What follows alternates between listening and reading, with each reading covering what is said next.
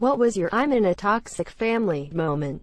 I had my graduation from engineering the same day as my mother's birthday. I, of course, had nothing to do with the date choosing.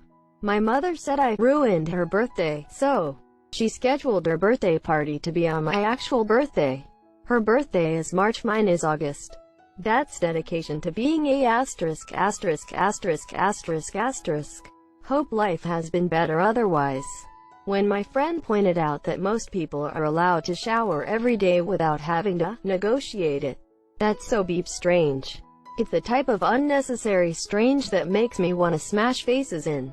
Please tell me you grew up in abject poverty, because only that would that type of behavior be understandable. Nope.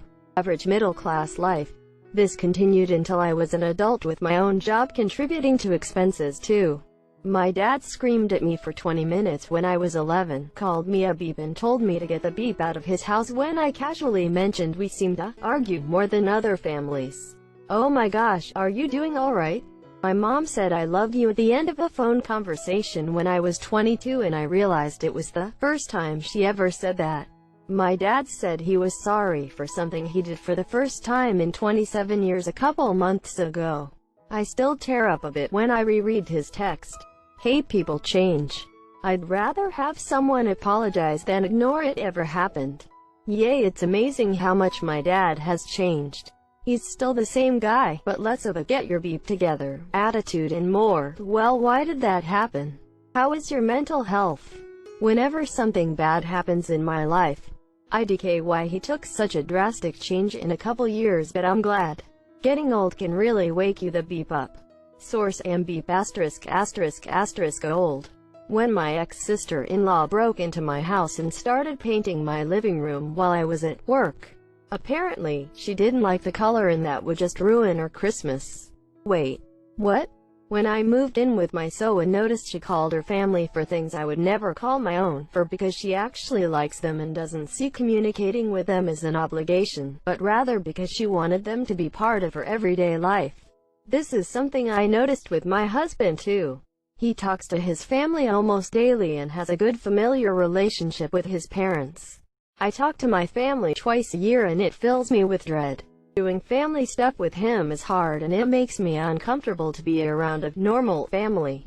Like I just don't know how to act lol. I grew up in an incredibly unstable and violent family. I got out and haven't looked back. I'm 100% no contact now. My wife's family of group text chats. They FaceTime every week. They're in constant contact and clearly love each other. I don't even know how many nieces and nephews I have. It's been many years, but it still occasionally throws me for a loop. I can fully relate to this. I completely detached from anyone in my family that's still alive, although occasionally communicate with my sister via text. She'll tell me when someone in the family is dying and my reaction is just, oh. I don't want to be heartless, but I never felt a positive connection and I don't really know any of them at this point, nor do they know me now. Told my mom I was depressed and she basically told me to deal with it myself. That was 4 years ago and I'm still having a beep time of it. A while ago my mom saw my cuts.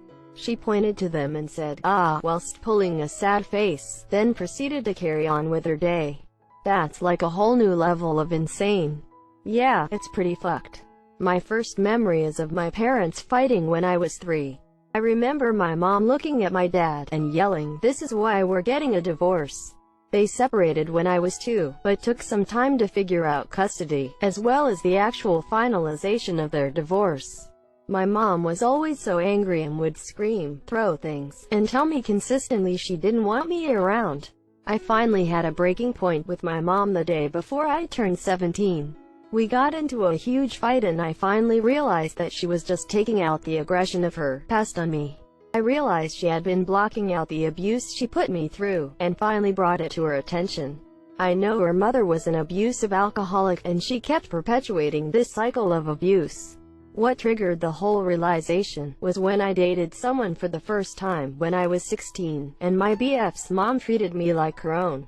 It was the first time I felt welcome in a home. She made sure I ate because she knew I wasn't eating properly at home. She always had a bed made for me in case I ever needed a place to stay, and would always check in with my BF to make sure I was okay when I went home. I moved out the month I graduated high school, and I have not gone back to her house. I'm proud of you for stepping away from her. Hope you're doing better, heart. When my overly religious grandma tried to defend her blatant favoritism of my older sister by telling me that I was born evil. Man, beep your grandma. Christ, what an awful thing to say. I don't understand how that grandma think that God likes what she says, like a WTF. Some people take religion too far, and it has a bad influence on non-religious because they think almost everyone religious is like that. Meeting regular parents and witnessing them actually be good to their kids, help them, love them, and teach them valuable lessons about life. Not yelling for every small mistake they did. Also now realizing that not every raised hand is about to hit you, sometimes it's there to pet you.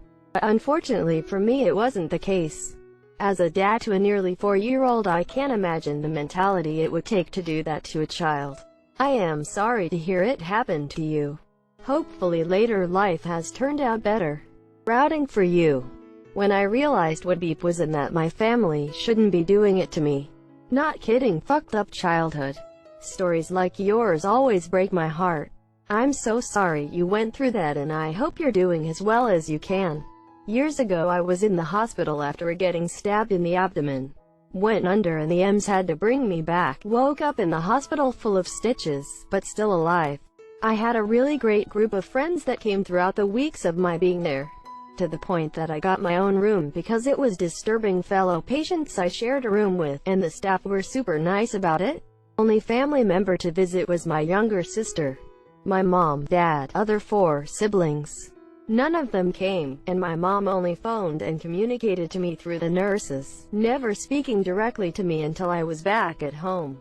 And this was during a time where we actually had a decent relationship. When I was 15, my mother pushed me, causing me to fall through the glass door of our apartment building. I was cut very badly. I ended up with over 300 stitches and 100 staples. For 3 days nobody came to visit me, and then on the 4th day, my mother showed up with a card. She stayed less than 5 minutes. When I opened the envelope after she had left, I realized it wasn't a card at all, but a bill for the cost of replacing the window. Some people need a high five to the face with a shovel. A very spiky shovel, preferably poisoned.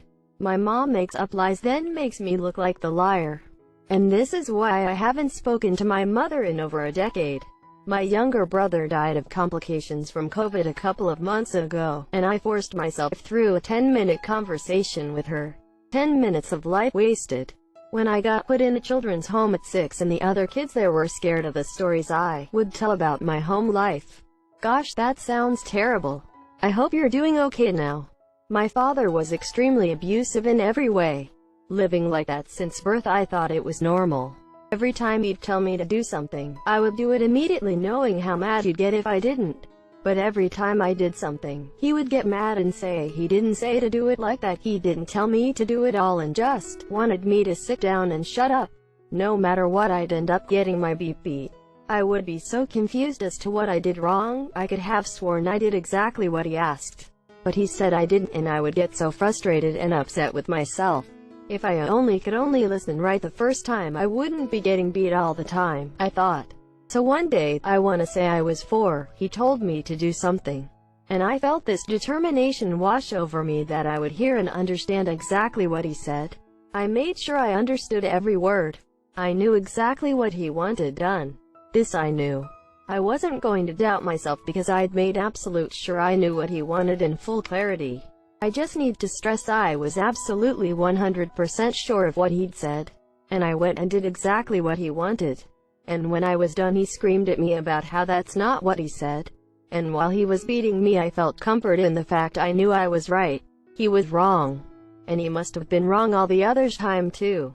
And he was probably wrong about all the things he would do to me, and let others do to me. That's when I really realized he wasn't like the daddies in the cartoons that loved and cared for their kids. He would look for any reason to abuse me.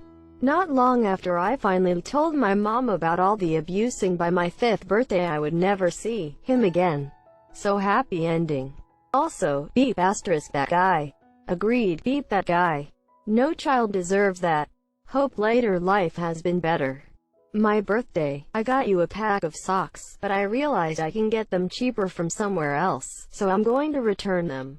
My brother. 2 weeks later. I think I'd like our